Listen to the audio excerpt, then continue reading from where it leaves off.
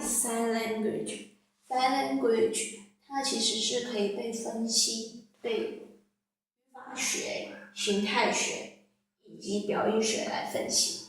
然后每一个国家都拥有不同的手语，可是不同之处，它们也有相同的形式。就好像比如美国的手语、法国的手语以及爱尔兰的手语，其实它们是相同的。那还有世界上的手语，其实是被有些国家的手语呢，手语是被世界上认可以及法律用在法律跟宪法上面的。那有些国家是运用在教育以及司法上面。那其他的手语并不标准，被认为是一个语言。那聋人呢是运用手语来让他们可以正常的生活跟运作。那聋人在世界上运用手语，其实并不会因为距离的障碍有任何的不会因为距离而有所障碍。手语你可以运用你的脸部动作跟身体的动作来表示。手语是一个世界性的语言，可是它们不同的地方是，他们有一些国家会拥有不同的标准。那像是美国、英国或者是印度，他们拥有一个以上的手语表现方式。所以说，比如说 book 就是这样子，那 uncle 就是这样子。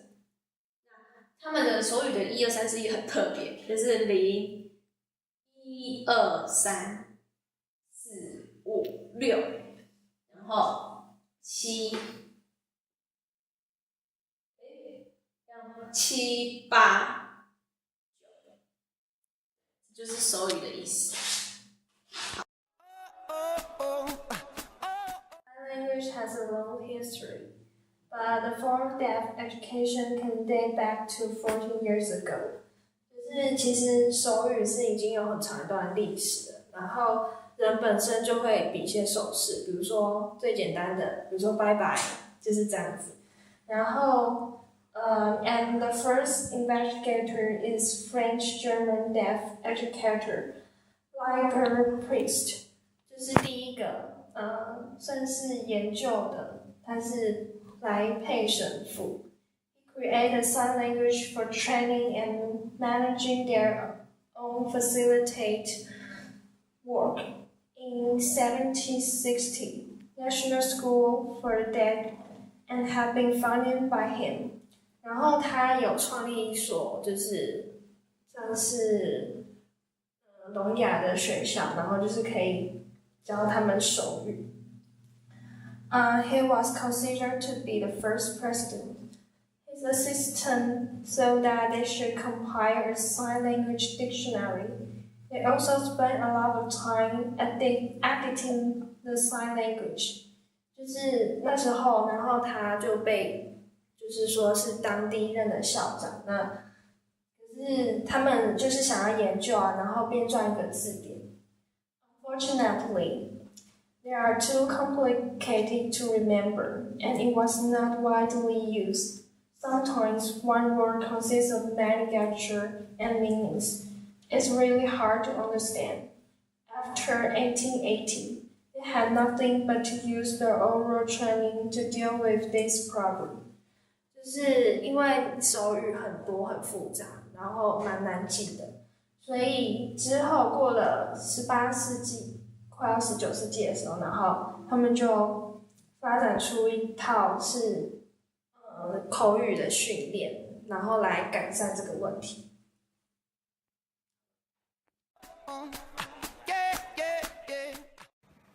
I'm here to talk about the advantages of sign language. First of all, is the ambidextrous communication. It allows deaf people to communicate quickly and efficiently with others. It is the combination of sign language. Also, the lip reading and writing communication is helpful in daily life. And the second is a popular teaching style. The muscle in babies' hand grow and develop quicker than their months. It is beneficial option for better communication. It can decrease the confusion between parents when trying to figure out what their child wants. And I will also talk about the disadvantages of sign language. First is the child development. It is important period in a child's life for a language acquisition in the first 3 years. After this age, it will become difficult. Child learn their native language through hurting. It will become a disadvantage of that children.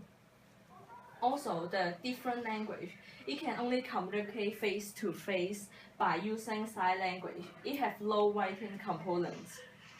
Also, the hands-on speech. Sign language will become a problem for people who do not have full use of their hands, limit communication of the people they can't use sign language.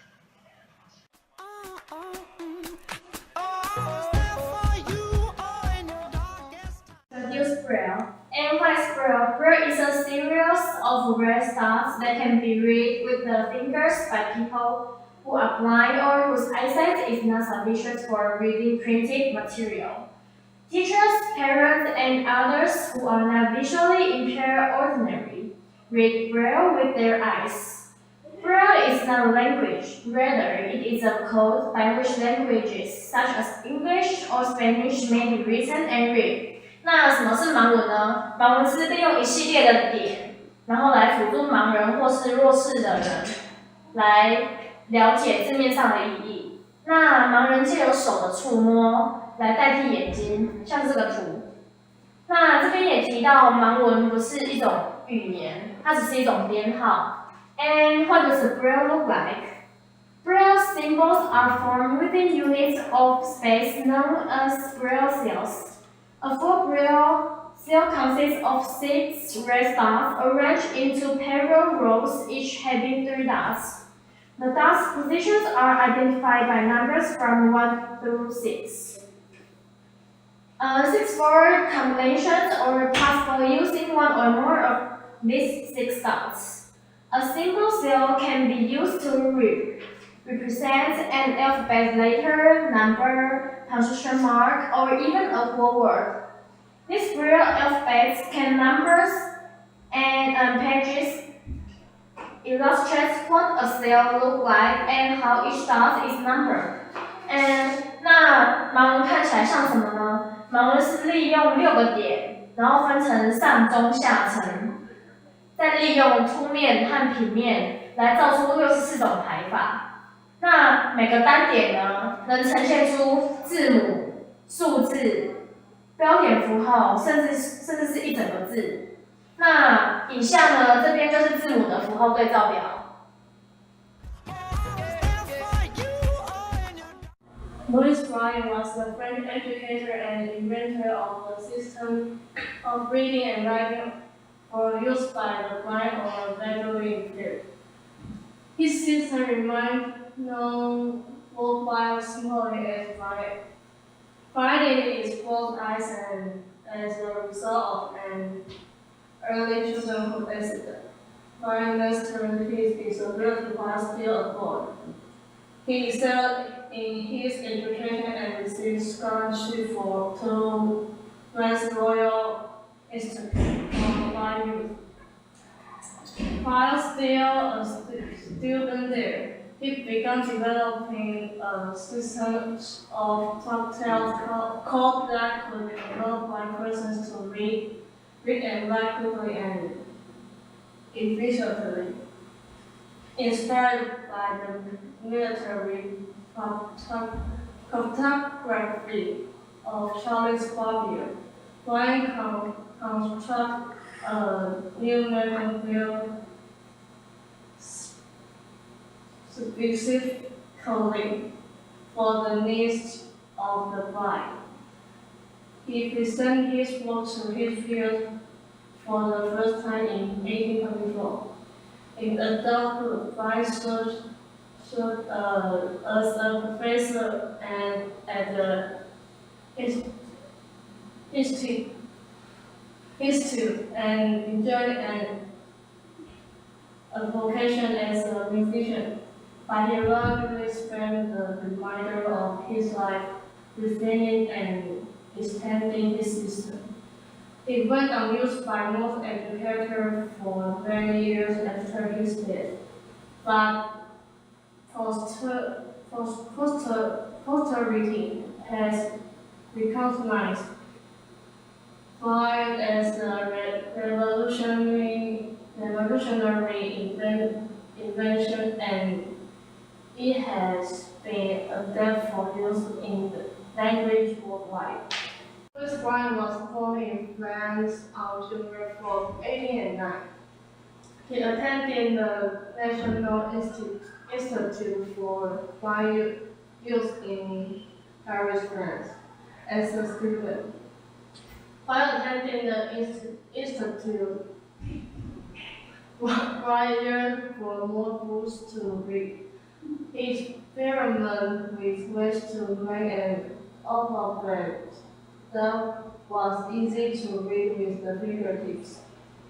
The writing system he invented at age 15 evolved from the tactile knife writing code invented by Charles Babbage for sending military messages that could be read on the battlefield at night without light. Learn more about the creation of the Braille code by exploring the Louis Braille Online Museum. I'm going to introduce advantage and disadvantage of Braille. What is advantage? Advantage is relatively easily learned, read, and write or printed. Smaller than previous systems, so better for imposing adapt to technology. And Braille can provide increased opportunities for literacy.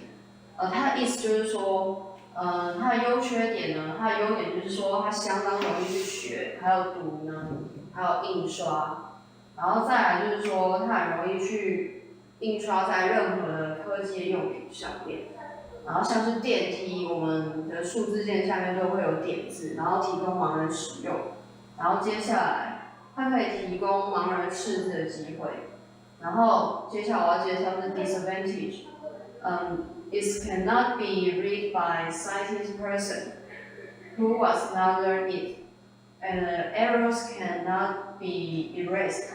就是说，他点字呢，如果没有学过点字的人，他可能就会不懂这个意思是什么东西。